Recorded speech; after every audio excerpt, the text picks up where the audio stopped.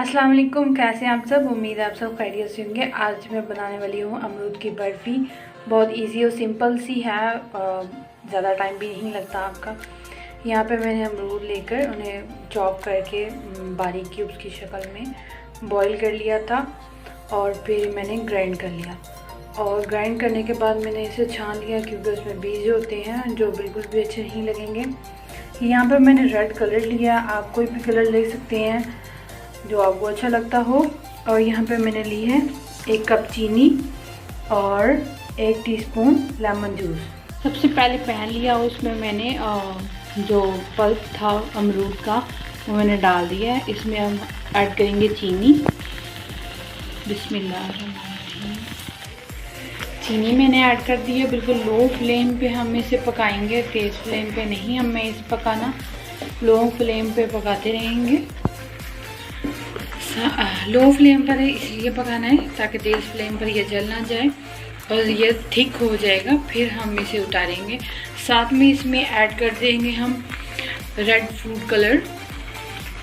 इसे मिक्स करके हम साथ में पका लेंगे और साथ में ही हम इसमें ऐड करेंगे लेमन जूस।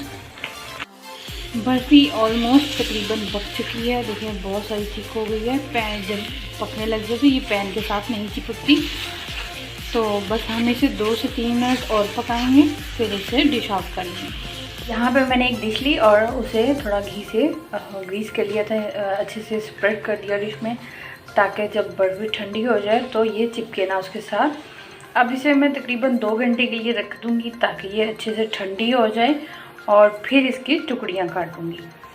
तो मज़ेदार सी बर्फ़ी तैयार है। आई होप कि आपको रेसिपी पसंद आई होगी।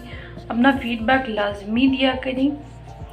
अब इसे मैं तकरीबन 2 घंटे बाद काट कर, इसकी टुकड़ियाँ काट कर, तो मज़ेदार अमरूद की बर्फ़ी तैयार हो गई है। मैंने इन्हें टुकड़ियों की शक्ल में काट लिया है। अब इसे बना कर रख सकते हैं मेहमानों के लिए। खट्टी मीठी सी बहुत मज़ेदार लगती है। मेरे चैनल पर नए हैं तो सब्सक्राइब लाजमी कीजिएगा और बेल आइकन लाजमी प्रेस कीजिएगा। मिलते हैं नेक्स्ट रेसिपी में। अल्लाह हाफिज़।